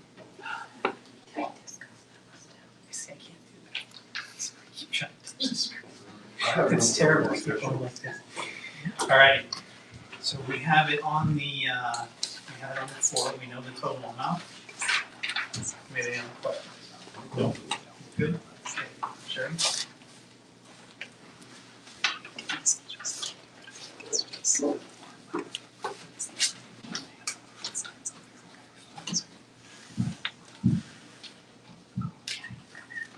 Online voting is closed and the motion carries with 6 yeas. Okay. Thank you very much. Thank you. Righty. Last but not least, executive session, Ms. Linda. I'll move, we go into executive session at 9:20 p.m. pursuant to Wyoming statute 64-4059 for the matters confidential by law. Moved and seconded. Any questions? Not yet. Okay. Go ahead. Clerk will open online voting.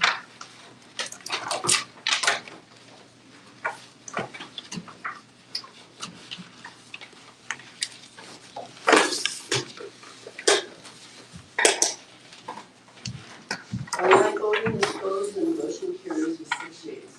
All righty, we're in executive session.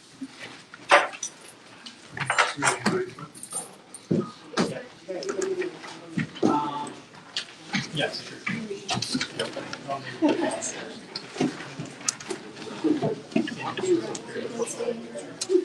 Yeah. I never could go to that. Okay, I just want to make sure.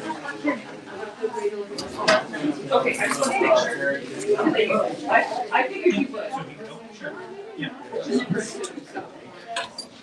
Where are we going? I'm not sure. I'm racing this fast, that's all I care about. Hey, hey.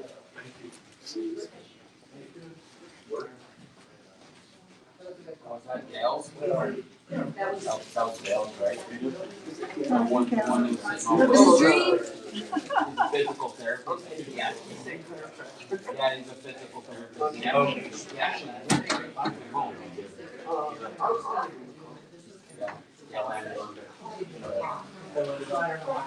Physical therapy. Well, that's a lot different from. No. No.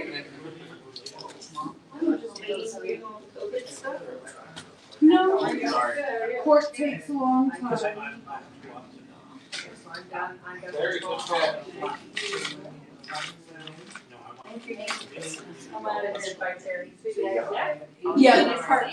Yeah, they've all been talking about me on Facebook. Yeah, doing it just as good, because I can go out early, but if I go out, it's 8 miles. Can you call me? I do that on my floor or texters. I tried my other calls. And you try to okay. Travis has been on that fire for forever, and so I don't foresee us. Oh, this many many years years now. Oh, I know, it's, I Just borrowed work. other cherries that I borrowed. Cool. This They're all my good. iPad's being. I bet they're irritated with me for being gone all day, but. How was the work session as a tower? I think it was pretty good. Dr. Johnson, and Sarah Dar were there, and They reiterated a lot of the points that he previously had made. There was a lot of good discussion among the council. I don't know that there's a clear path forward other than to, involve a bunch of So how different- does adding a cell tower different from fence view? So this is what it would look like over his house. Okay. Do you want a list of that? 50 feet from your. So he's talking about how it looks where I. It's both the aesthetic and the radiation that comes from it, because the radiation that comes from the South Station base is significantly different than what comes from your cell phone. Okay. So, and there have been, because I pulled it up when he first brought this up at a council meeting earlier this summer, and there have been numerous lawsuits filed by firefighters who don't want these at their stations. Apparently you can't have them near elementary or near schools either. So there is definitely a lot of concerns, not just from Dr. Johnson, but elsewhere in the world about the health effects of this. So what are the other options? Well, like they could have put it anywhere else in Rollins. Like why didn't they put it at fire station too? Okay. When it's a lot further from residences. Even though the documents say. Do they have an answer to that? No. I asked that. He's right now No. in San Diego doing SeaWorld. I mean, it's not. And I don't really know, because I wasn't here in 2017, but I did learn that that like the timeline was that there was the proper processes done to have it's not a variance, it's a Basic contract. Permit, special use special use permit in 2017, and that completed in 2017. Verizon just didn't build until 2020. So in 2017, there was 2 public hearings where his comments were read into the record, but he didn't show up at those 2 public hearings. Or in 2017, when it approved, that we have a special use permit. So this is already approved, they're just building it? Yeah, in 2017, they got the special use permit, and then in July, the city signed the lease. So what can they do now that it's approved and they're building? I anticipate Dr. Johnson will involve his attorney for the first applicant because he said he'll do anything to stop the project. He actually did our. So I imagine at this point we'll just move forward to council, legal council handling it. Because if they approved it in 2018, 6 years. can it, or 17, can this council go back and say no? That's what they're gonna have to determine with the attorneys. Oh. Because we signed the lease, and then he And came the other next one was week. 178,000. Right, I mean, No, because he came that meeting. he came in August. He was misled into thinking, because I have it all recorded, and it He was was here at really the July terrible meeting. the way it unfolded, yeah. He was here at the July meeting. Yeah, and he was misled into thinking that, We're getting more is it still going? than Cheyenne put it on their new splash pad.